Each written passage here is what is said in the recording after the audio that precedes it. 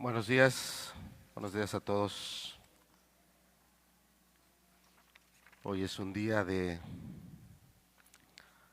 mucha actividad en diferentes lugares, tal vez principalmente en los panteones, es donde hay la mayor actividad. Como iglesia cristiana,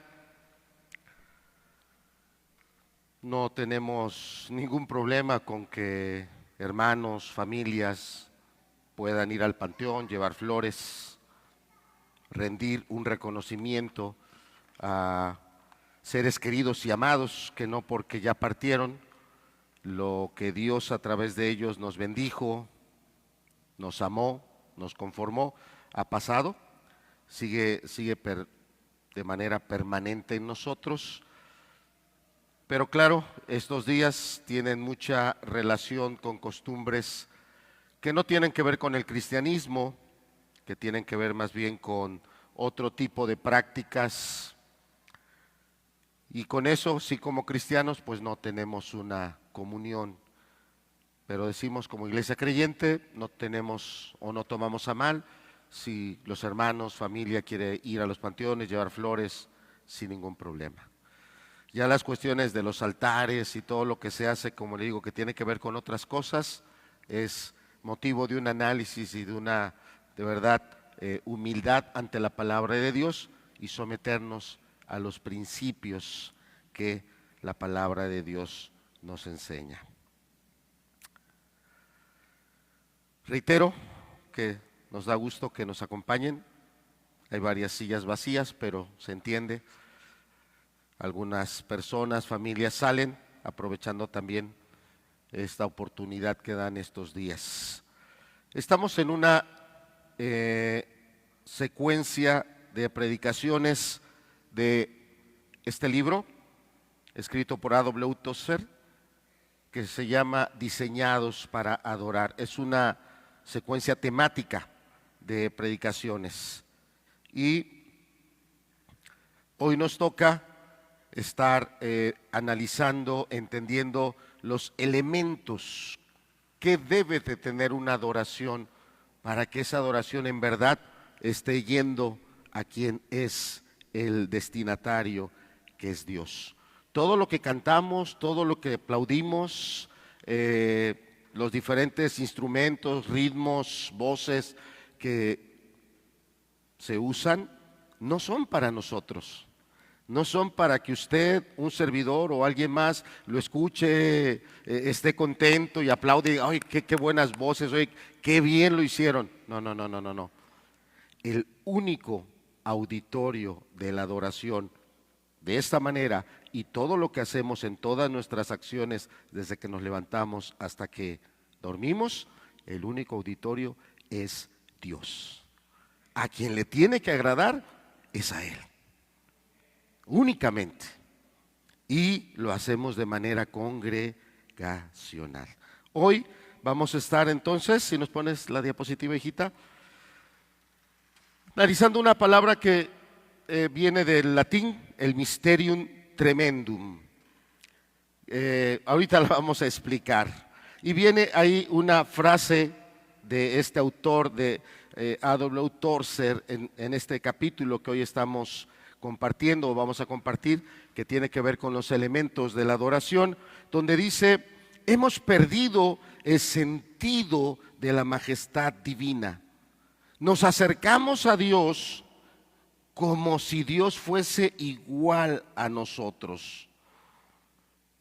Cuando lo que la Escritura nos muestra en textos como Isaías 6, cuando los serafines que están cerca de la presencia de Dios se cubrían, mostraban una adoración más que reverente a Dios. Y este es un problema el día de hoy, muy grande, porque queremos que la adoración, los cantos, las alabanzas nos agraden a nosotros. Queremos nosotros sentirnos complacidos y nos hemos quitado a Dios del lugar que Él tiene, porque Él es el que lo merece todo, y estamos queriendo poner a las personas, a los hombres, en un lugar que no nos corresponde.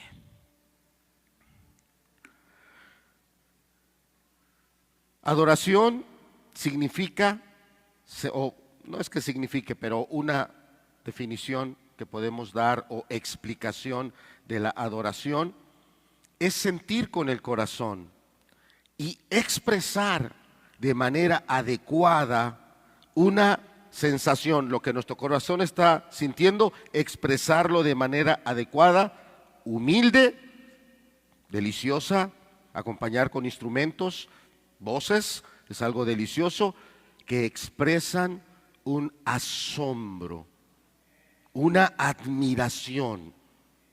Eso es adoración. Vamos a ver qué es el Mysterium Tremendum. Ponnos la siguiente, por favor, hermanita.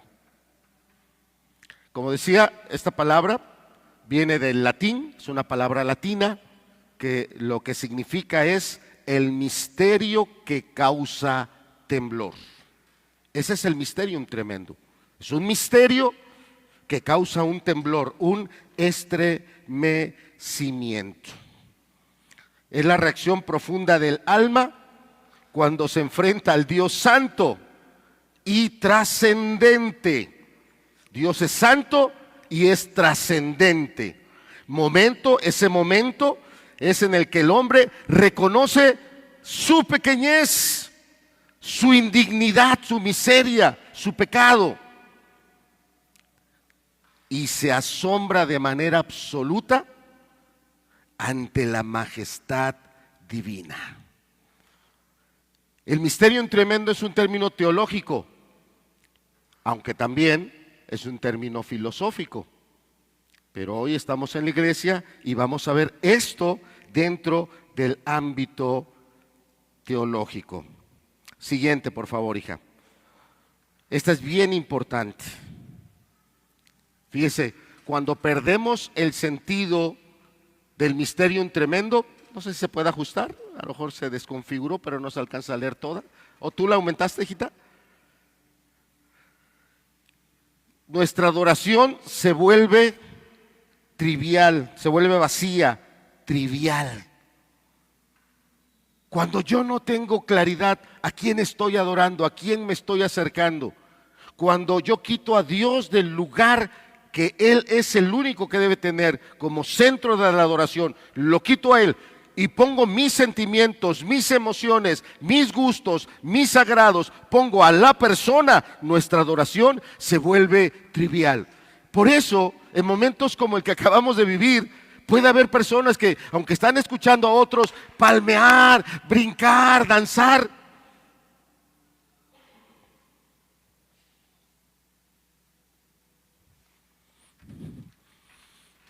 porque no has experimentado ese encuentro con Dios. Porque tú estás pensando que este momento, pues no lo hicieron para tu agrado, tú lo hubieras hecho de otra manera, hubieras puesto otros cantos, otros instrumentos, otros ritmos, y el día de hoy podemos encontrar en diferentes congregaciones que si a la gente le gusta el ranchero, pues quitamos la letra mundana y le ponemos ahí una pintadita de cristianismo y traemos mariachi cristiano. Usted quiere bachata, le damos la bachata. Hemos perdido ese sentido de a quién nos estamos acercando. Y cuando perdemos ese sentido, la adoración se vuelve trivial, vacía, hueca, carente realmente de significado. Ponnos la siguiente, por favor. Vamos a hablar de una persona, estamos en la introducción, que vivió en 1623 a 1662. Su nombre, Blaise Pascal. A lo mejor no lo pronuncio bien porque no sé francés, entonces ustedes me disculparán mi mal francés o mi pésimo español. Pero este personaje, Blaise Pascal, es un matemático, un científico, era un pensador. Hay al día de hoy todavía en las escuelas se ocupan procedimientos o cosas que él estableció en las matemáticas. Se sigue siendo una persona vigente. Blaise Pascal tuvo el 23 de noviembre, o sea que, ¿hoy a qué fecha estamos? a 2.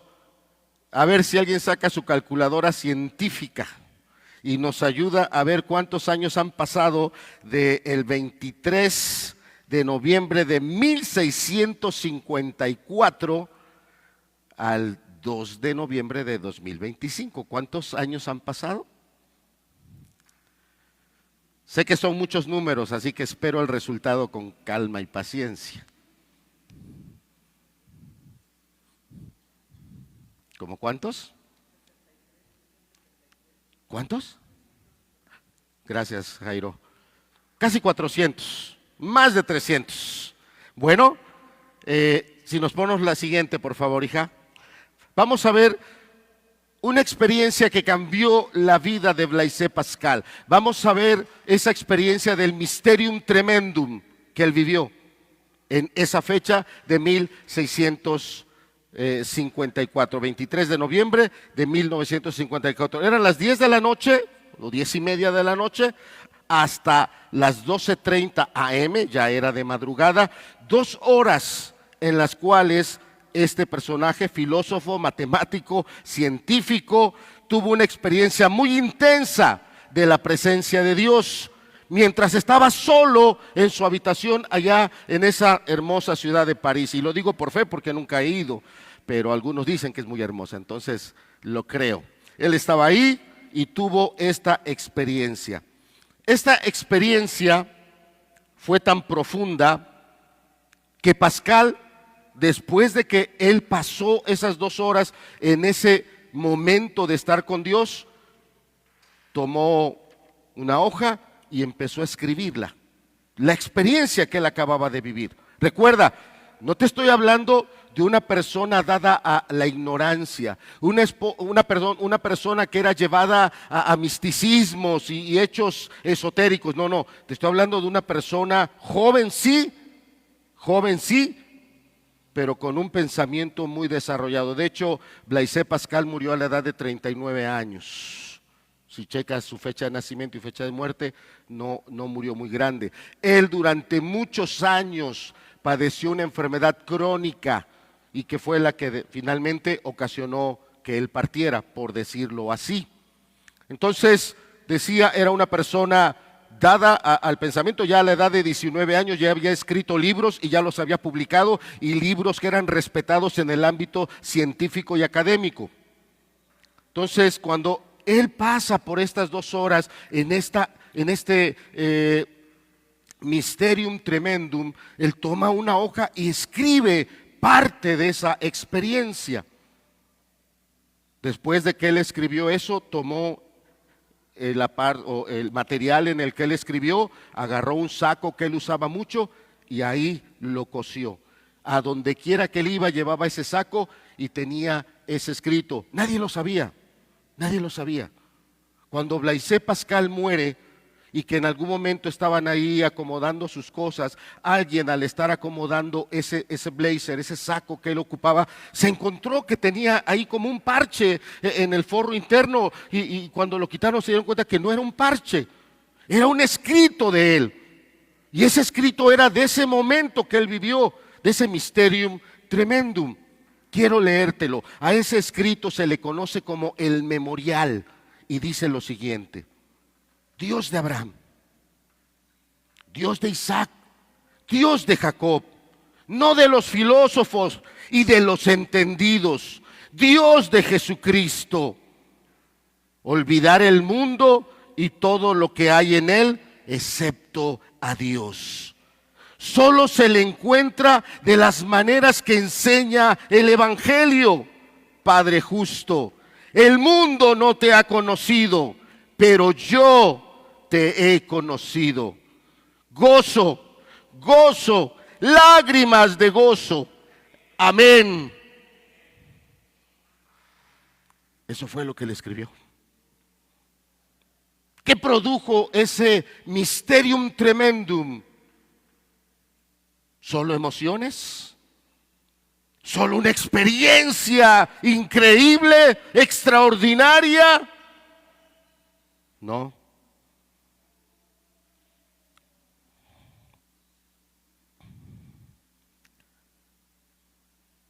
Pascal renovó su fe cristiana profundamente.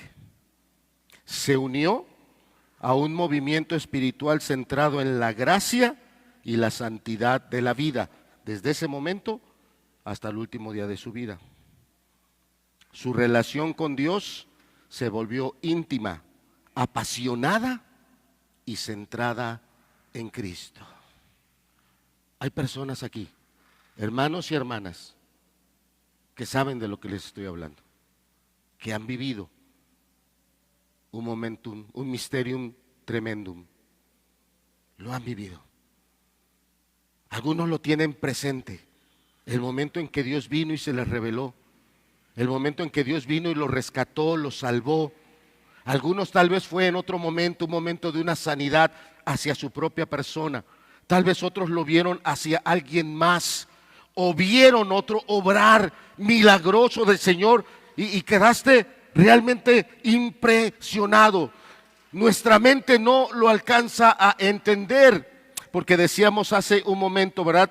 Hablando del misterio tremendo, dice que es la reacción profunda del alma cuando se enfrenta al Dios santo y trascendente. Esa puede ser una palabra que la oímos y pasa por nuestro vocabulario. Ah, sí, Dios es trascendente.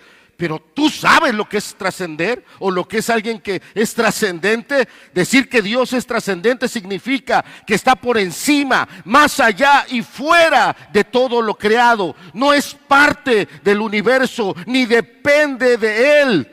Dios trasciende, supera toda la realidad creada, el tiempo, el espacio y los límites humanos. Dios no pertenece al orden de lo creado, sino que lo sostiene, gobierna y trasciende completamente. Dios trasciende todo. Nuestra mente nunca lo va a alcanzar a comprender. Jamás entenderemos de Él lo que Él nos ha revelado en su palabra. Pero ¿por qué perdona a pecadores tan impíos? ¿Por qué es tan paciente con personas tan necias? ¿Por qué es tan bueno cuando nosotros somos tan malos?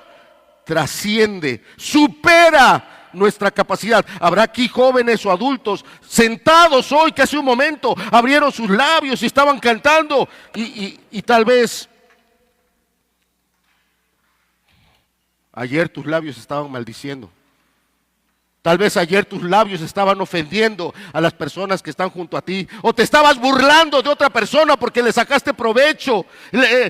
Abusaste tal vez de su ignorancia, su inocencia. O abusaste de tu posición y tú lo humillaste. No entendiendo que esa persona es creada a imagen y semejanza de Dios. Y cuando tú te burlas de esa persona, te estás burlando de su creador.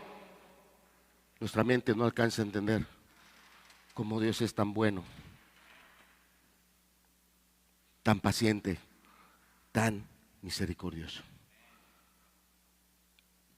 Ahora entiendes lo que es trascendente. Nos supera.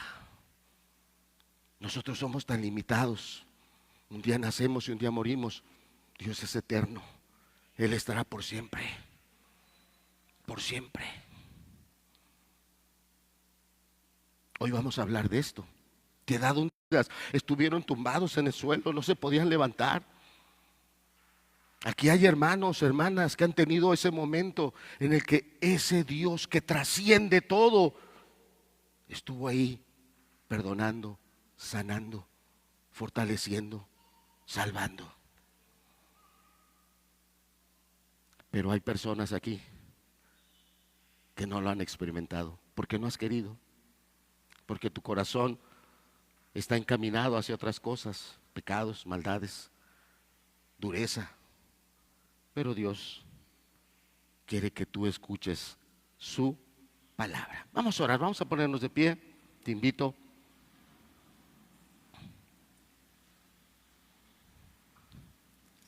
Porque Dios está entre nosotros. No necesitamos sentir cosas. No necesitamos que haya temblores. Es una verdad que su palabra dice que Dios es omnipresente. Él está en todas partes. Él está aquí. El Dios que hace temblar. El Dios que puede derretir las montañas. El Dios que puede desbaratar ejércitos. El Dios que pueda dar vida a los que están muertos. Padre, porque siendo tan grande, tan poderoso, podemos llamarte Padre. Así nos acercamos hoy a ti, Señor, como nuestro Padre, no solo como nuestro Creador, sino como aquel que con gracia y misericordia se acerca a nosotros para corregirnos, salvarnos, llenarnos de su gloria, de su gracia, de su espíritu, y que podamos ser transformados en verdaderos adoradores. Te pedimos hoy, Señor, revélate a través de tu palabra. Ayúdanos a entender lo que no hemos querido o no hemos podido. Revélate a nosotros, Señor. Como visitaste un día la vida de este hombre enfermo, necesitado, y que tú te le revelaste a él y él pudo describirte gozo, gozo, gozo. Revélate a los más adultos, a los más jóvenes, a los matrimonios, a nuestros ancianos. Revélate a aquellos, Señor, que ayer estaban pecando y blasfemando. Revélate porque eres un Dios misericordioso, trascendente. Revélate a tu iglesia, porque queremos ser una iglesia que sea columna y baluarte de la verdad. Y la verdad es que tú mereces una adoración genuina y verdadera. Que así sea, Señor. Nos ponemos en tus manos y en tu corazón, en el nombre de nuestro Señor Jesucristo. Amén. Estando así de pie, acompáñame a leer en el libro de Isaías, capítulo 6.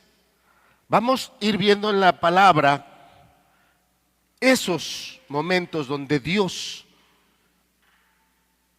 el Dios Todopoderoso, se ha revelado de esta manera. Y personas como usted y como yo han tenido ese mysterium tremendum, ese momento donde las personas al encontrarse con Dios entran en un temblor, reconociendo su condición y la condición magnífica y excelente de Dios. Vamos a leerlo de forma alterna, eso quiere decir que yo leo el verso 1, ustedes en voz alta el verso 2, y así hasta unirnos los dos grupos en el verso número 8. Inicio yo en el verso 1, Isaías 6, verso 1 dice así: en el año que murió el rey Usías, vi yo al Señor sentado sobre un trono alto y sublime, y sus faldas llenaban el templo.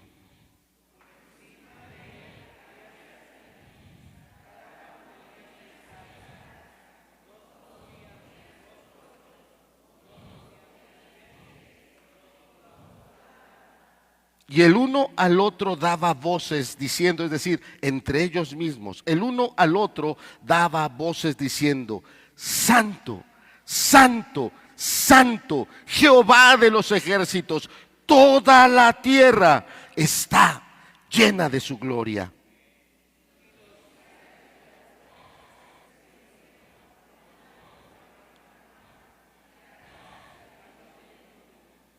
Entonces dije: ¡ay de mí, que soy muerto!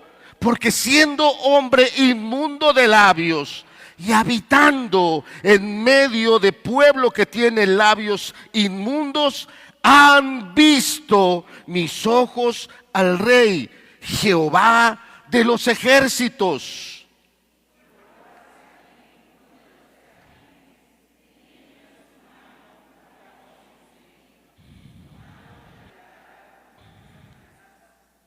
Y tocando con el carbón y tocando con él sobre mi boca, dijo: he aquí que esto tocó tus labios y es quitada tu culpa y limpio tu pecado. Todos juntos. Después oí la voz del Señor que decía: ¿a quién enviaré? ¿Y quién irá por nosotros? Entonces respondí yo, heme aquí, envíame a mí. Por favor, siéntense. Voy a dar una segunda lectura. Isaías capítulo 6, verso 1 dice: en el año que murió el rey Usías, vi yo al Señor sentado sobre un trono alto y sublime, y sus faldas llenaban el templo. Por encima de él había serafines, cada uno tenía 6 alas, con 2 cubrían sus rostros, con 2 cubrían sus pies, con 2 volaban. Y el uno al otro daba voces, diciendo: Santo, Santo, Santo, Jehová de los ejércitos, toda la tierra está llena de su gloria. Y los quiciales de las puertas se estremecieron con la voz del que clamaba, y la casa se llenó de humo. Entonces dije: ay de mí, que soy muerto, porque siendo hombre inmundo de labios y habitando en medio de pueblo que tiene labios inmundos, han visto mis ojos al Rey Jehová de los ejércitos. Y voló hacia mí uno de los serafines, teniendo en su mano un carbón encendido, tomado del altar con unas tenazas, y tocando con él sobre mi boca, dijo: he aquí que esto tocó tus labios, y es quitada tu culpa y limpio tu pecado. Después oí la voz del Señor que decía: ¿a quién enviaré? ¿Y quién irá por nosotros? Entonces respondí yo: heme aquí, envíame a mí. Este es el pasaje principal, pero hay muchos más, y poco a poco, en el tiempo que resta para la enseñanza, iremos, si no viendo como este que ya lo leímos, pero sí iremos teniendo claro en qué otros pasajes otras personas tuvieron ese encuentro con Dios, al que los teólogos le llaman Mysterium Tremendum, al que los filósofos también lo llaman así. Y hoy estamos hablando o usando el pasaje de un profeta muy destacado, el profeta Isaías. Lo que los estudios de teología y los análisis de los escritos dejan ver es que Isaías era una persona muy preparada. Se nota en el estilo, en las palabras que él ocupa. Era una persona muy preparada, de una educación bastante amplia. También los estudios muestran que Isaías tenía parentesco con los reyes. No era del linaje de los reyes, pero sí tenía parentesco con los reyes. Era de los príncipes. Entonces era de una clase social también muy particular o muy destacada en los días que a él le tocó ejercer su ministerio como profeta. Era una persona que, tal y como nos muestra el texto que estamos leyendo, no se alejaba de esa comunión con Dios. Él iba al santuario, él buscaba tener esa comunión con Dios. Y es claro que Dios, a través de él, venía el Espíritu Santo, le soplaba la palabra, le soplaba su mensaje, e Isaías lo llevaba. Era un profeta. Pero ¿qué pasó? Cuando vino ese momento de él estar en la presencia de Dios, en el momento que él estuvo delante de ese Dios santo, delante de ese Dios trascendente, las mejores calificaciones o las mejores condiciones que podía tener Isaías eran nada. Inmediatamente, cuando él vio la grandeza, la santidad de Dios, inmediatamente, sin que hubiera un dedo que lo señalara, sin que hubiera una persona que lo confrontara, él mismo en ese momento, él reconoció todo su pecado y su inmundicia. Y él lo dice con total humildad y transparencia en el verso 5. yo puedo decir que soy una persona que conoce y adora a Dios cuando la misma lengua ofende, ataca, insulta a otras personas? Olvidémonos de lo que pasa en casa, ahí en la privacidad. En la calle, una persona que no te da el paso. Vas en un vehículo y otra persona se te cierra y casi ocasiona el accidente y luego salen nuestras palabras de molestia, de incomodidad. Fíjate, pon tus direccionales, parece que eres el dueño. Cuando Isaías estuvo delante de Dios, viendo su grandeza, su pureza, su magnificencia, se sintió de lo más miserable, de lo más indigno.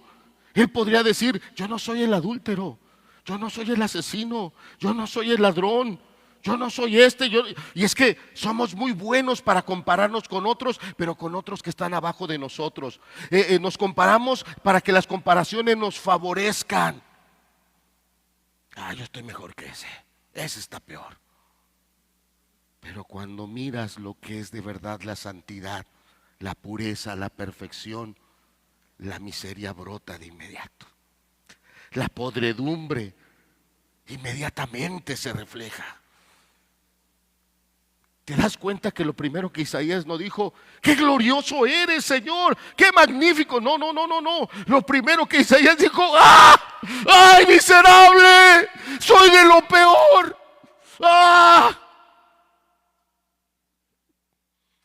Tuvo que ser redimido como cualquiera. Todos necesitamos ser redimidos por Cristo. Todos. Cristo es ese carbón encendido. Cristo es ese carbón que vino del cielo. Es Dios mismo hecho carne, viniendo a padecer, a sufrir, a buscarnos, a hablarnos. No te maravilles del Evangelio. En el Evangelio es escandaloso ver a las personas que Jesús sanó, al rato gritando: crucifícale. Es increíble ver a paralíticos que Jesús, después de que habían padecido muchos años, les dio los pies yéndola a denunciar. Es Cristo el que me sanó, diciéndole a los religiosos para que los religiosos fueran a atacarlo a él. ¿Qué nos espantamos de eso? Si hoy estamos viendo con escándalo lo que decía A.W. Tozer. Estamos en un tiempo donde hemos perdido total noción de a quién nos estamos acercando. Pienso que me estoy acercando a alguien que es ciego, que no ve que toda la semana yo fui un pecador, un maldiciente, pero yo pienso que es un ciego, que no se dio cuenta, que lo único que tiene son oídos para que oiga mis alabanzas. Y yo puedo cantar muy bien y yo puedo hacer muchas cosas con mucha alegría, pero allá en la casa, allá en el trabajo, allá en otros lugares, actúo como un verdadero impío.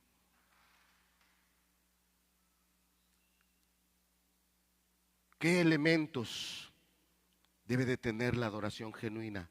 El primero. Si nos la pones, por favor, hija. Siguiente. Confianza. Hoy lamentablemente tenemos una visión modificada. Hemos reducido a Dios. Da temor esto, de verdad. A mí me da temor estártelo diciendo. Hemos reducido a Dios pensando que Dios nada más está en ese espacio.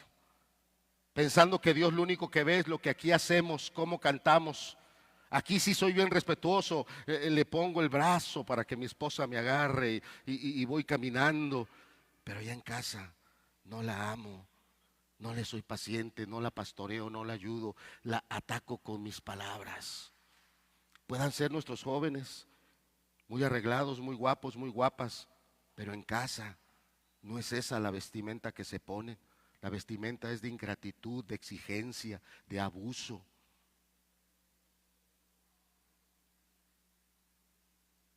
Pues hemos reducido a Dios. Hemos pensado que Dios lo único que tiene capacidad de ver es lo que yo vengo a hacer aquí, pero que allá afuera Dios es ciego. Qué tremendo.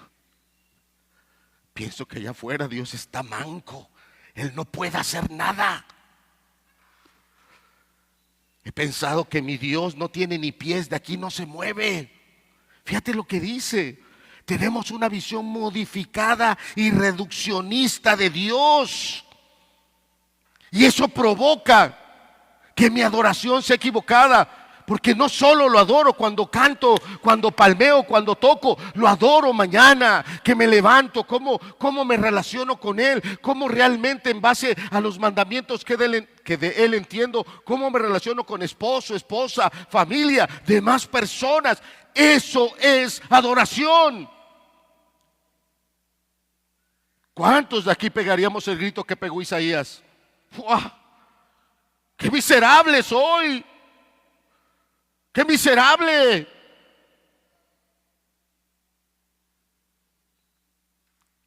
Cuando nos acercamos a Dios, debemos elevar a Él nuestra confianza. Isaías sabía que lo único que le correspondía por su pecado, por su inmundicia, era la muerte, porque así lo dice la palabra: la paga del pecado es muerte.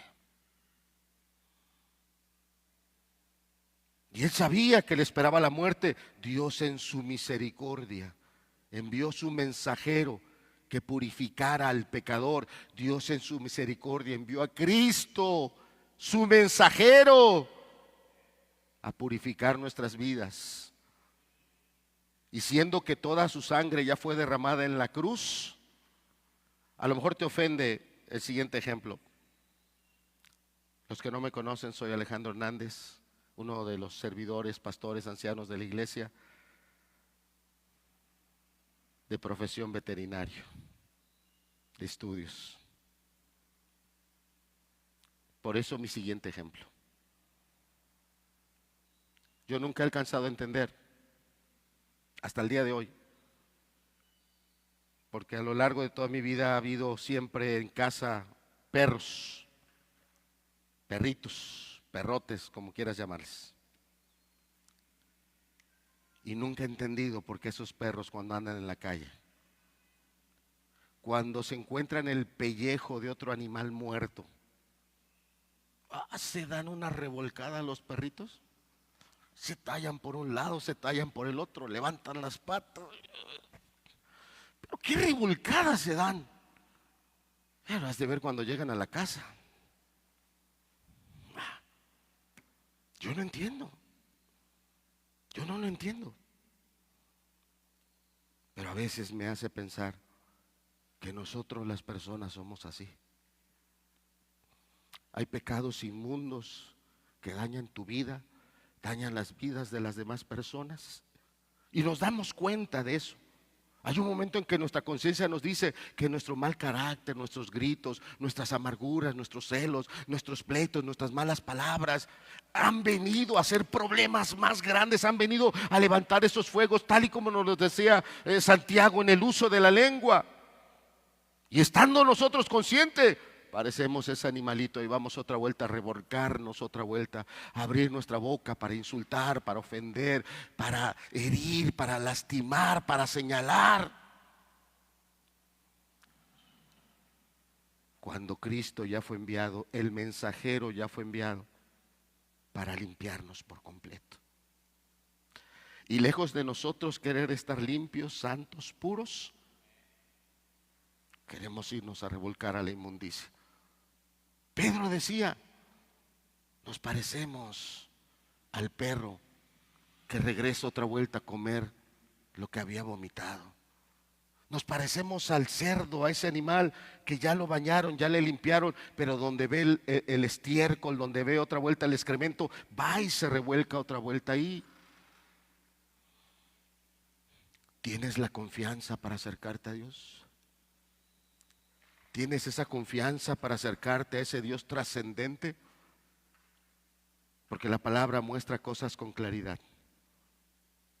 Cuando una persona genuinamente, de un corazón, no santo, no puro, porque eso solo lo podemos recibir por misericordia y gracia a través de la salvación, cuando esa persona se acerca a ese Dios santo y trascendente, esa persona jamás vuelve a ser la misma.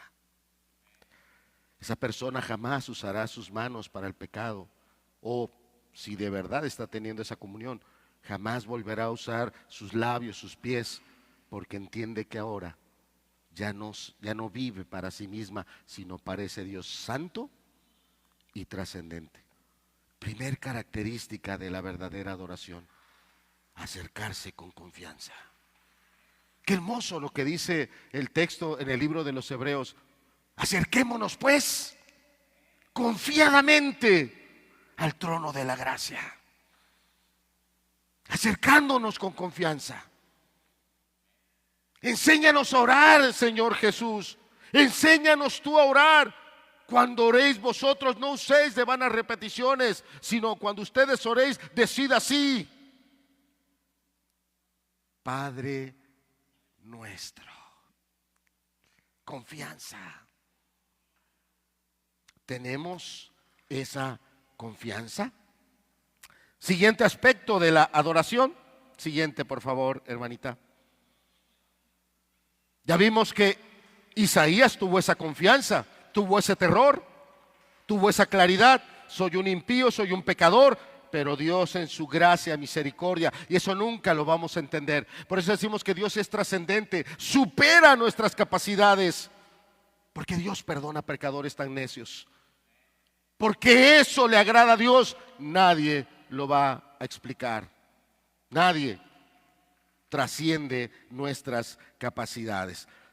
Siendo Isaías limpiado, siendo él purificado, tuvo esa confianza, tuvo esa plena relación íntima con Dios, en plena confianza. Pero viene el siguiente ingrediente de una adoración genuina, que es la admiración. Y en la admiración, el Dios Todopoderoso es excelente, por encima de cualquier otro ser. No hay nada que usted, no hay ninguna cosa con que usted pueda comparar a Dios, que eso supera a Dios, porque Dios creó todas las cosas. Entonces, todo lo que en algún momento llegamos a ver, Dios lo ha hecho con excelencia. La vida Dios la hizo con excelencia. Las plantas Dios las hizo con excelencia. Las instituciones que Dios fundó, matrimonio, iglesia, Dios puso toda su excelencia en ello. No fue tacaño, no fue limitado. Él usó de todo su poder, toda su sabiduría y todo su amor en todo lo que Él ha hecho. Por eso nuestro Señor está por encima de todo. El día de hoy hay personas que admiran a la madre naturaleza, y tal vez hay alguien aquí que así ha sido educado. No quiero yo entrar en un conflicto con usted, contigo. No hay tal madre naturaleza. Hay un solo Dios, creador de los cielos, la tierra y todo lo que en ella hay. Él es el único. Él es el único y es excelente. Por eso Dios está por encima de personas, lugares, instituciones. Nuestra máxima admiración debe ser para Dios. Regresemos al pasaje. Regresemos a Isaías, por favor. Veamos cómo Isaías, versos 1 y 2, él estaba admirado de esa excelencia de Dios. Fíjate cómo dice Isaías 6:1: en el año que murió el rey Usías, vi yo al Señor sentado en su trono, alto y sublime, y sus faldas que llenaban el templo. Y empieza Isaías a ver lo que hay en el cielo. Por encima de él había serafines, cada uno tenía 6 alas, con 2 cubrían sus rostros, con 2 cubrían sus pies y con 2 volaban. Y el uno al otro daba voces diciendo: Santo, Santo, Santo, Jehová de los ejércitos. Y fíjense lo que dice: toda la tierra está llena de ¿qué? Tómate esa parte, por favor. Tómelo como una manera de aplicar este mensaje, y en la semana, cuando salgamos, A lo mejor vamos a encontrar una ciudad con complicaciones, o no solo acá, Tehuacán, sino en general nuestro país, con muchas dificultades. En estos días de esta semana, hermanos que andan ayudando allá en las zonas afectadas, sobre todo de Poza Rica, ¿cuántos días han pasado desde esas lluvias torrenciales? Inundación que hubo en Poza Rica, ¿cuántos días han pasado? 3 semanas, bien dicho, hermana, muchas gracias. 21 días. Sigue habiendo casas que están todavía con ese lodo. Todos sabemos bien que cuando el agua se va evaporando, el lodo se va secando, ese lodo no es cualquier lodo, es un lodo que viene con suciedad, con aguas negras, es un lodo muy infeccioso y además muy maloliente, muy maloliente. En 3 semanas toda esa humedad genera una gran producción de hongos, bacterias o otro tipo de microorganismos altamente infecciosos. Hasta esta semana, varios hermanos andaban ahí con sus botas, con cubetas, palas, hidrolavadoras, y un hermano publicaba ahí fotos limpiando una casa, sacando el lodo con esa hidrolavadora. ¿Y por qué mencionaba esto? Porque a veces admiramos cuestiones de la naturaleza, admiramos lugares, admiramos paisajes, admiramos ciertos momentos, cuando lo único que nos puede realmente generar esa maravilla y esa admiración extrema es Dios mismo. Nada más será tan maravilloso como Él. Y cuando una persona tiene comunión con ese Dios, está dispuesto a servirlo, está dispuesto a amarlo, yendo a lugares así, dando de su tiempo, de sus recursos, porque ha tenido esa comunión de admiración, de fascinación con ese Dios muy grande. Si nos pones en la diapositiva la siguiente parte, por favor. El Dios Todopoderoso es excelente por encima de cualquier otra cosa, pero habrá cosas que nosotros estamos poniendo por encima de Dios.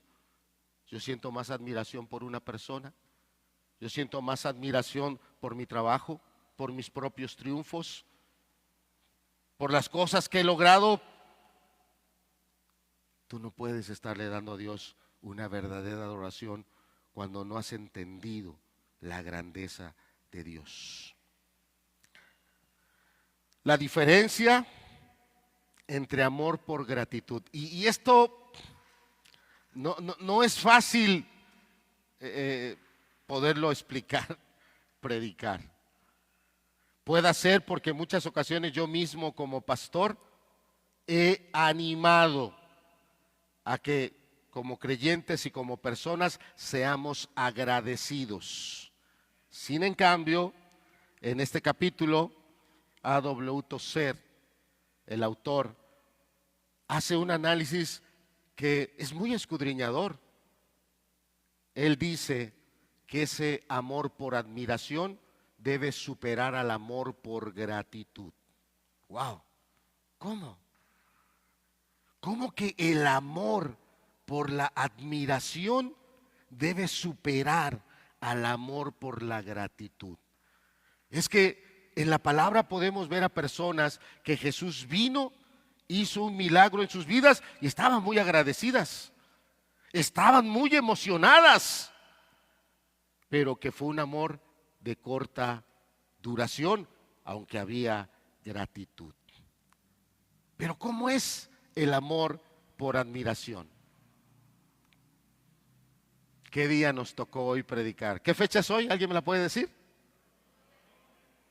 2 de noviembre. Y de acuerdo al calendario es el día de los... ¿De los qué? Ándele. Es que algunos ya ni usamos calendario, en las tiendas ya ni calendario nos dan. A veces una bolsa y a veces nada más el saludo. ¡Ay, qué bueno, que tenga buen año! Bueno, está bien, se agradece también eso. Pero antes daban calendarios y en el calendario, de acuerdo a la fecha, ahí te dice ciertas celebraciones religiosas y de acuerdo a esas celebraciones religiosas se dice que hoy es el día de los fieles difuntos, ¿no? ¿Por qué están vacías? O si no muchas, ¿por qué están vacías varias de nuestras sillas? por la admiración, por la admiración. Habrá hijos que estarán hoy llorando ante la tumba de un padre, de una madre, y no pocos. No que los que estén sepultados hayan sido perfectos, porque perfectos no hay nadie. Los que están sepultados pecaron, cometieron errores, tuvieron deficiencias, tuvieron mal carácter, malos momentos, pero en aquellos que les sobrevivimos solemos en algún momento no olvidar, pero sí ignorar esos pecados, esas fallas, y solemos enfocarnos en su carácter noble. Lo he dicho varias veces, nunca lo he dicho con vergüenza, siempre con agradecimiento.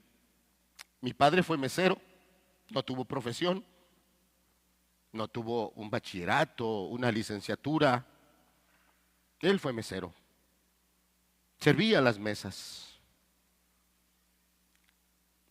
pero tuvo 2 hijos que se graduaron del Tecnológico de Monterrey. Y no lo digo porque, no, somos una familia muy humilde, esa es la verdad. Y lo he dicho, mi papá se partió el lomo en varios pedazos para lograr pagar colegiaturas. Nosotros vivíamos de ropa usada, zapatos usados. No era agradable, no era alegre, pero se necesitaba. No tiene usted idea cómo admiro a mi padre. Hoy que soy padre. Él siempre que yo le pedí algo, papá, es que quiero unos zapatos. Y yo esperaba que sacara la cartera y mira, sí, mijito, cómprate 3 si quieres. Y mi papá siempre tenía una frase que, a mí no me gustaba. No me gustaba. Papá, es que ya necesito zapatos. ¿De qué 8 días, hijo? Una semana tengo que esperar. Ajá, pregúntame ahora que soy padre y mis hijos quieren lo mismo. No les digo 8 días, ¿verdad, Jared? Un poquito más. No puedo igualar a mi padre. Tengo que superarlo, ¿no? Admiro a mi padre. Cuando hablo de él, y lo digo con mucho respeto y humildad, hablo de don Miguel Ángel. Para mí fue un don. Cierto. La admiración supera la gratitud. Le puedo estar agradecido por muchas cosas a mi padre y a mi madre, pero no se compara con lo que los admiro. Siendo tan sencillos, tan humildes, presas de varios pecados, pero se dieron, amaron, sirvieron. ¿Qué admiras tú de Dios? Porque le podemos estar agradecidos de varias cosas, pero la gratitud a veces es de corta duración. Pero ¿qué admiras realmente de Dios? ¿Qué te maravilla de Él? ¿Qué te deja con la boca abierta? ¿Qué te deja con el corazón ardiendo? Porque también A.W. Tozer, hablando de esa experiencia de Blaise Pascal, dice que una de las palabras que él usaba para definir, describir esas 2 horas donde él estuvo en comunión con Dios, donde el Espíritu Santo estuvo tratando con él, cuando alguien le preguntaba, él decía, fuego, fuego, fuego, fuego. Y es que lo que siente una persona cuando Dios se acerca, cuando Jeremías estaba ahí conflictuado porque estaba predicándole a un pueblo pecador, rebelde, y él ya no quería predicar, él dijo, hablando de Dios, más fuerte fuiste que yo y me venciste. He querido callarme la boca, ya no quiero predicar, pero hay un fuego dentro de mí. Esa es admiración. Y la admiración supera la gratitud. ¿Qué tanto tú admiras a Dios? ¿Qué tanto admiras su paciencia, su misericordia, su gracia? ¿Qué tanto admiras que a lo mejor siendo nosotros pecadores en esta semana nos puso no solo el plato de comida, nos libró de accidentes, nos libró de enfermedades, nos bendijo con muy buenas noticias y momentos? ¿Qué tanto usted admira a Dios? Porque este ingrediente de la verdadera adoración es muy especial. Podemos ser muy expresivos con lo que le agradecemos a Dios, pero admirarlo. Está hablando cuando alguien está mirando con detenimiento al Señor. Mira, acompáñame a Isaías, por favor. Isaías 6. El tiempo se me está acabando.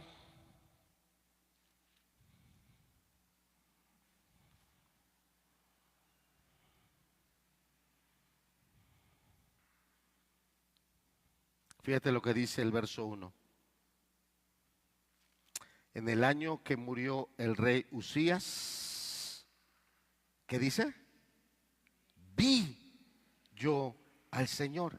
No está hablando, esa palabra del hebreo no es una palabra de alguien que de rápido mira algo. No. Está hablando de alguien. Voy a volver a agarrar. Está más cómodo tu violín, Gigi. No está hablando de alguien que de rápido mira algo. No. Está hablando de alguien que lo contempla, lo detalla desde todos los ángulos posibles. ¿Hemos ido así a ver al Señor? ¿O nada más hemos querido ir a ver lo que nos es más cómodo de Él? Porque Isaías está hablando de algo que se detalla. No vaya a ser que le ponemos más atención cuando vamos a comprar jitomates. Y eso sí los miro con más cuidado. No vaya a ser que le ponemos más atención cuando me dan un billete de alta dominación y sí lo checo hasta 3 veces para ver si no es falso. Y ahora hasta algunos hasta con la lengua para ver si tiene algún sabor ahí exclusivo. Pero a Dios no lo he buscado. Esta semana no lo he buscado. Esta semana no me he encontrado con Él. Isaías está hablando de algo que no había tal vez sucedido en esa intensidad. Poder mirar a detalle y a profundidad a Dios. Acompáñame al verso 5 ahora. Entonces dije: ay de mí, que soy muerto, porque siendo hombre inmundo de labios y habitando en medio de pueblo que tiene labios inmundos. Fíjate cómo dice: ¿qué han visto? Mis ojos han visto. A detalle, con verdadero aprecio. ¿Cómo me gustó la ilustración que hace A.W. Tozer en su capítulo para hablar de mirar y admirar? Y él lo ilustra hablando de un bebé recién nacido. Y dice: ese bebé no necesita ser hermoso, no necesita ser de esta característica o de esta otra. Lo único que ese bebé necesita es ser un bebé. Y cualquiera que lo ve, lo admira, se goza. Dije: es cierto. Tal vez hemos estado lejos de darle esa verdadera adoración a Dios, porque no nos hemos acercado a Él con esa confianza. No nos hemos acercado a Él con esa admiración que nos maraville, que haga que salga de la silla. Yo no puedo estar aquí, yo tengo que estar en el pasillo para estar brincando y saltando, porque estoy maravillado con mi Señor.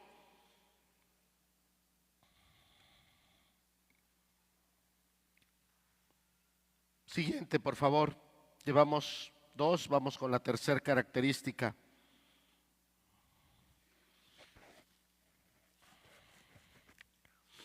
Parece lo mismo, parece que son palabras sinónimas. Fascinación, alguien dirá: pues, es lo mismo que admiración. No. Fascinación, estamos hablando que la fascinación debe estar llena de entusiasmo moral elevado. El tiempo ya me ganó. Tengo que ir concluyendo. Pero ahí tienes un Zaqueo, extasiado de que Cristo llegó a su casa, fascinado de que la salvación ahora estaba en él, y pegaba de gritos: si alguien le he robado, se lo regreso 4 veces. Esa es fascinación. Fascinación. Te estoy presentando un testimonio de un hombre en el Evangelio, Zaqueo. Pero corramos, volemos rápido allá al Antiguo Testamento, segundo libro de Reyes, capítulo 5. Este ni siquiera era del pueblo de Dios, ni siquiera era judío, hebreo. Al contrario, era hasta enemigo de ellos. Él había venido con ejércitos a hacerle la guerra a Israel y había llevado presas, esclavas, a personas allá a su nación. Es un hombre que se llama Naamán, sirio. Era de Siria. Y era muy valiente, era un hombre muy inteligente, muy capaz, ocupaba una muy alta posición como general de todos los ejércitos de esa nación enemiga de Israel. Y una joven a la que él se llevó esclava para que trabajara como sirvienta en su casa, al ver todo lo que él sufría por su enfermedad, que era la lepra, aquella joven le dice: si usted fuera al profeta allá a mi nación, y si el profeta orara por usted, la enfermedad se le quita. Y Naamán emprende un largo viaje a un pueblo enemigo. Era tanta su necesidad de la sanidad, pero él quería que se le diera un trato especial. Él creía que por su posición, sus victorias, los regalos, la recompensa que él traía, él pensaba que necesitaba un trato VIP, ¿no? Tan famosa que es la palabra hoy. Persona muy importante. Y el profeta manda a un sirviente: mira, ahí está este muchacho Naamán, dile que vaya y se bañe. A cualquiera, si ahorita alguien se acerca y dice: hermanito, por favor, váyase usted a bañar, ¿no? Mire, ahí está el estropajo, y si el estropajo no le alcanza, está una piedrita Pómex, para que quede usted mejorcito. No, segurito a nadie nos va a gustar, nadie va a salir con una sonrisa: ay, qué simpático el pastor, me mandó a bañar. No, a nadie nos va a gustar. Bueno, pues a Naamán para nada le gustó. Pero tuvieron que ser unos de sus propios sirvientes los que, hablando con él, lo ayudaron a reaccionar. Y él va a ese río que él había menospreciado. Se hunde las 7 veces que se le había indicado. Y en la última, al salir, había un milagro maravilloso. Y Naamán quedó fascinado. No solo admirado, no solo tuvo confianza, no solo tuvo admiración, quedó fascinado. Regresó con el profeta y le dijo: yo no sabía. Yo de mi nación somos unos idólatras. Estamos totalmente perdidos, pero yo no sabía que el único Dios está aquí. Y con mucha humildad dijo: se me podrá dar la carga de unas mulas, de unas bestias, de leña, para que yo pueda hacer un altar y le pueda ofrecer a Dios un holocausto. Él no dijo: me alcanza, ¿cuánto cuesta? Compro la leña y los animales. No. Él estaba tan fascinado que se daba cuenta de su insignificancia, de su pequeñez. Y él llega con humildad: ¿me será posible que me den esto? Se le dio. Él, siendo un general y era un siervo de su nación, tenía que regresar a Siria. Y algo le empezó a punzar en el corazón aquí. Todavía ni salía, pero tenía el corazón punzante. Y va con el profeta y le dice: ¿cómo le hago, profeta? ¿Cómo le hago? Yo soy un siervo. Mi rey es un idólatra. Y él, cuando va al templo de Rimón, quiere que yo lo acompañe. Y se apoya de mi hombro cuando él se va a hincar y se va a inclinar ante ese rey, ante ese ídolo. ¿Qué hago?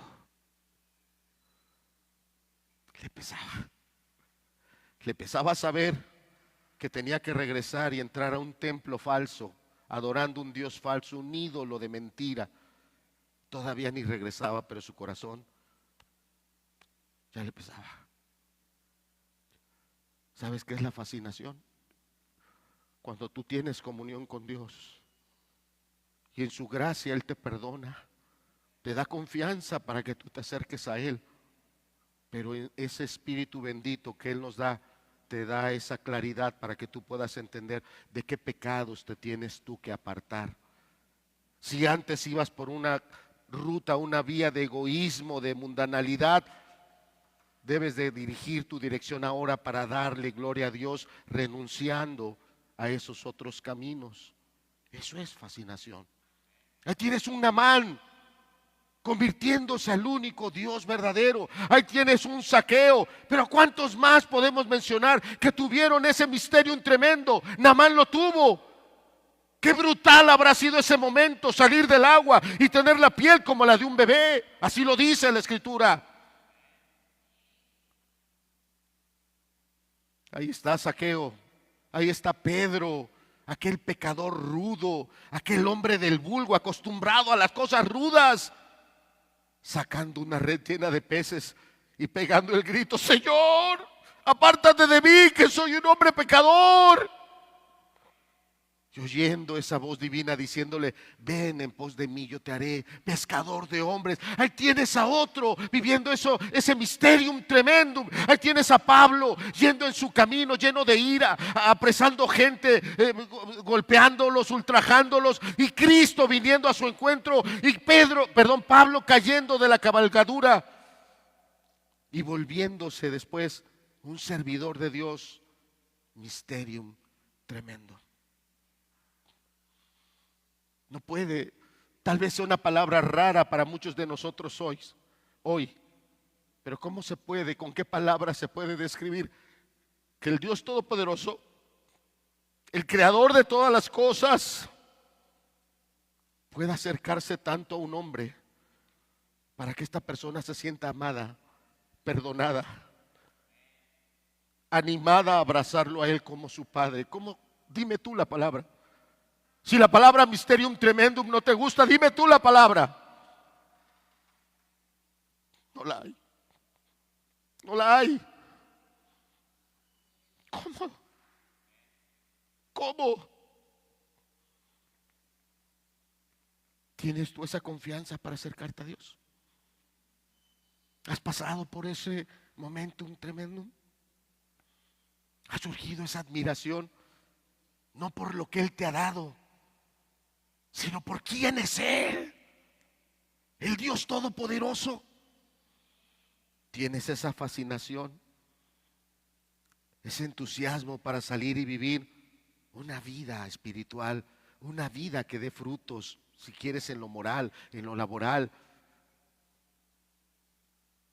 Un Zaqueo, un Saulo que dejó de ser un perseguidor, un Pedro que dejó sus redes, sus necedades, se volvió un siervo. Un Naamán, un carcelero de Filipos, un eunuco etíope, un ciego de toda la vida. ¿Cuántos tuvieron ese momento tremendo y se volvieron fieles seguidores del Señor? La última, por favor, hija. Alabanza. De la palabra griega proskuneo, estar postrado, rendido ante Dios.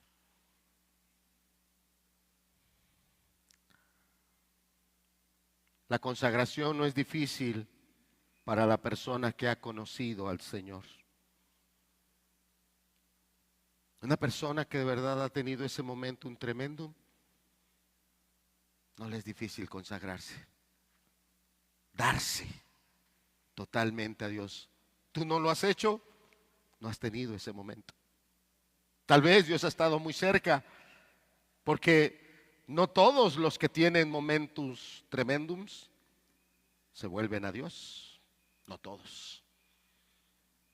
Te puedo hablar de 600,000 personas, 600,000 que estuvieron alrededor del monte que estaba vibrando, humeando, y que Dios a viva voz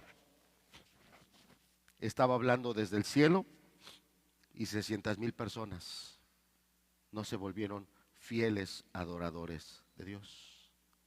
Te puedo hablar de un Acán que vio cómo fue Dios el que derribó las murallas de Jericó. Y no, por no decir todos los milagros que habían acontecido atrás, pero hablemos del que estaba viviendo en ese momento.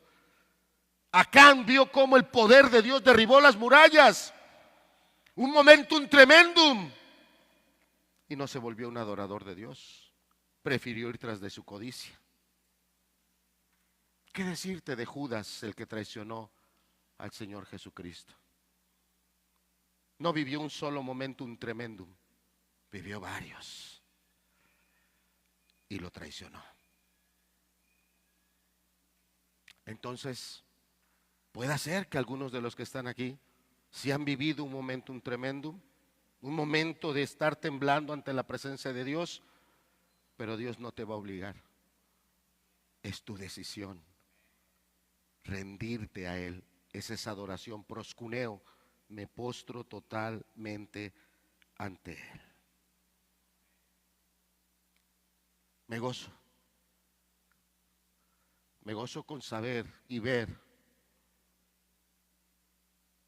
porque Dios me lo ha permitido ver, hermanos, hermanas, momentos que como iglesia hemos tenido, donde ahí ha estado la presencia de Dios.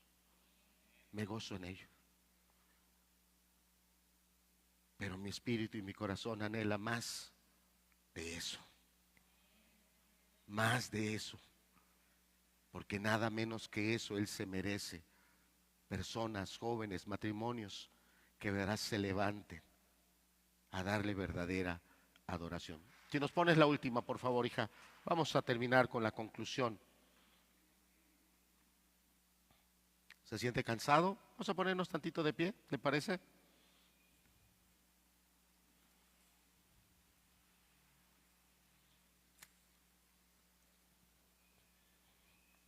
Puedo decirlo en lo personal, son enseñanzas muy hermosas, pero no son fáciles de predicar. Porque nos tiene que llevar a todos a considerar cuántas veces hemos estado sentados en esa mesa. Estoy hablando de forma no literal, sino ilustrativa. Cuántas veces hemos estado en uno de esos momentos donde la gloria de Dios se ha manifestado, donde Él, su gracia, su espíritu están obrando de manera clara, vívida, y nos endurecemos. En lugar de levantarnos como un Zaqueo, como un Naamán, como un Isaías, cuando el Señor le preguntó: ¿quién irá por nosotros? Este pueblo está bien perdido. Isaías diciendo: heme aquí. ¿Alguien sabe cómo murió este profeta? ¿Cómo? Lo cortaron en pedazos. Sí, no es muy atractivo tal vez para alguien, pero para el que ama a Dios, no importa. Te parece loco tal vez, pero para el que ama a Dios, no le importa dar su vida. No le importa, porque sabe que la eternidad es real. Por favor, siéntese. ¿Qué concluimos cuando el Espíritu Santo ilumina, nos da claridad de quién es Dios, su santidad, su majestad, su amor? Entonces, nuestra alma responde naturalmente. ¿Cómo? Postrándose ante Dios, entregándose a Él. Sin esa revelación, si no tenemos ese momentum tremendum, la adoración se vuelve vacía, mecánica, centrada en el hombre, un show, un momento, si me agradó, no me agradó. Adorar sin reverencia es la siguiente. Adorar sin reverencia es tratar a Dios como igual, y eso destruye el verdadero espíritu de la adoración. Dios no es igual a nosotros. Nos trasciende por completo. ¿Cómo podemos explicar que son tres personas en una? Dios Padre, Dios Hijo y Dios Espíritu. Nos trasciende, pero esa es la verdad. Los tres son uno solo. Entonces, adorar sin tener de verdad esa confianza, esa admiración, esa fascinación o esa alabanza, ese postrarnos ante Él, adorar sin reverencia, es tratar a Dios como igual, y eso destruye el verdadero espíritu de la adoración. Siguiente, por favor. Decía yo esto al principio.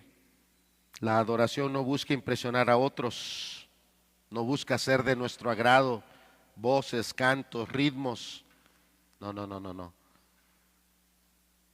La adoración es para el Señor. A Él es al único al que le debe de agradar. La adoración genuina transforma la conducta, el carácter y las prioridades.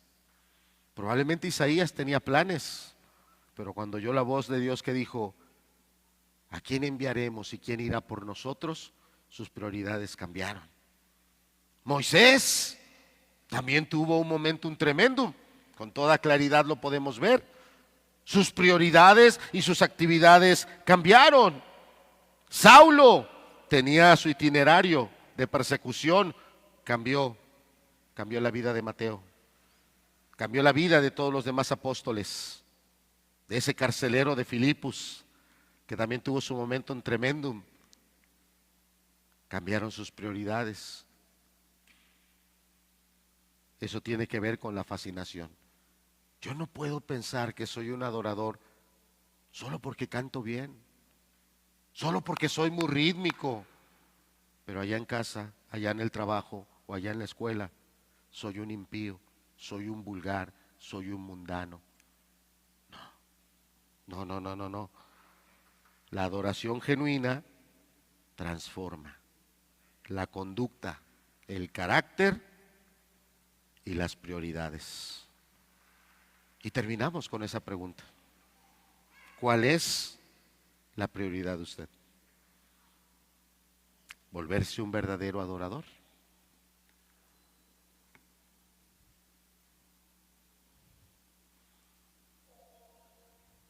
¿Esa es la prioridad de usted?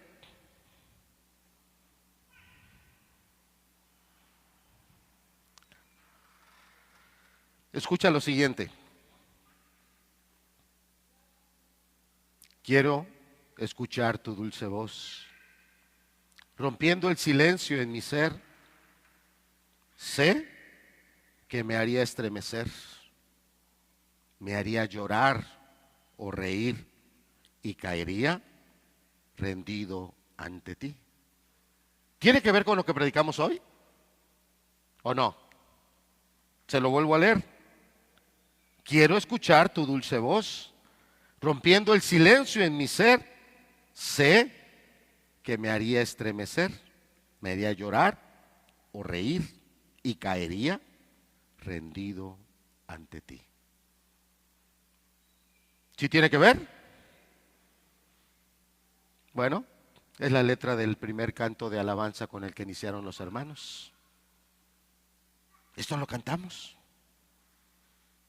Pero qué diferente es cantarlo cuando entiendo que debo tener confianza para acercarme a Dios, debo tener admiración, debo tener fascinación para poderlo adorar en espíritu y en verdad. La siguiente alabanza dice: alaba el nombre del Señor, Él reina con autoridad en su trono celestial, rodeado de alabanza está. Alaba a Dios por su poder, no hay otro como Él. Con trompeta, alábale. Canta y danza para Él. Todo lo que respira, alabe a Dios. Todo nuestro ser le alabe. Todo lo que respira, alabe a Dios. Alábale con música. Su excelencia, proclamad. Cuando oigas excelencia, recuerda, Dios es trascendente. Dios supera y está por encima de todo lo creado. Su excelencia proclamad. Mira lo que ha hecho Dios. ¿No te suena a lo que dijo Isaías? Vi yo al Señor. Mira lo que ha hecho Dios. Nuestros pecados Él cargó. Alábale con gran pasión, con mente, alma y corazón. Todo proviene de Él. Solo Él es Dios y Rey. Aleluya. Tiene que cambiar nuestro corazón. Tiene que cambiar nuestro carácter. Tiene que cambiar nuestras prioridades. Tiene que cambiar nuestra adoración. Porque el Señor Jesucristo dijo Él estas palabras. Porque tales adoradores Dios busca que le adoren en espíritu y en verdad. Con confianza, admiración, fascinación y verdadera alabanza, proscuneo, postrados ante Él. De usted depende cómo aplica este mensaje en la semana. De usted depende tener esa conciencia. Si usted está viviendo una vida que lo prepare para tener ese momento, como es el título, ese Mysterium Tremendum. ¿Estás poniendo la última? Ahí está la frase de este autor. Hemos perdido el sentido de la majestad divina. El propósito de la predicación de hoy era que podamos volver a enfocar que estamos adorando un Dios que es santo, que es trascendente, pero que al mismo tiempo ha sido cercano, misericordioso, perdonador, muy paciente. Y cada día que Dios nos permita estar aquí, tener esa conciencia. No estoy cantándole a alguien que es igual que yo. Estoy cantándole a alguien que es infinitamente superior a mí. Pero que Él quiere revelarse a mi vida. Como lo vivió Blaise Pascal, Pablo, el carcelero de Filipos, Naamán el sirio, la mujer pecadora y tantos otros hermanos que hay aquí, que algún día ellos te pueden decir cómo fue ese momento que Dios vino a sus vidas y los tomó como hijos. Vamos a terminar con una oración. Padre, gracias por tu palabra.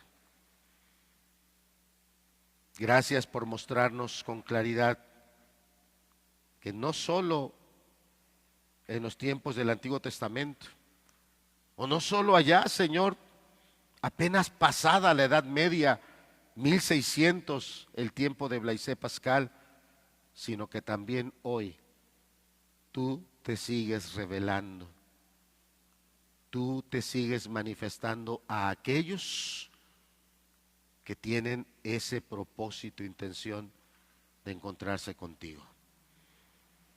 Transforma nuestras vidas, Señor, que de verdad entendamos a quién estamos adorando y que esa adoración, más que impresionar a las personas que estamos en el auditorio, impresione tu corazón, Señor.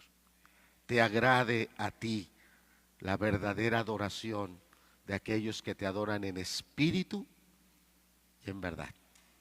Bendice a cada persona, Señor. Hay varias personas que hoy nos visitaron. Tu palabra les bendiga. Y, Señor, en días en las que mayormente la sociedad tiene un respeto por la muerte, hoy reconocemos que solo tú has vencido a la muerte. Y que algún día, Señor, amén, aleluya, a ti la gloria, Señor, que algún día de esos sepulcros todos los que están ahí saldrán, algunos para recibir un descanso y gloria eterna, y otros para recibir otra cosa. Pero todos saldremos de los sepulcros porque Cristo ha vencido a la muerte. Padre, bendice a los que están de viaje, ayúdales que lleguen con bien a sus destinos y Señor, ayúdanos a iniciar este mes con una perspectiva y una intención, ser verdaderos adoradores. Que así sea. Gracias en el nombre de Cristo Jesús. Amén.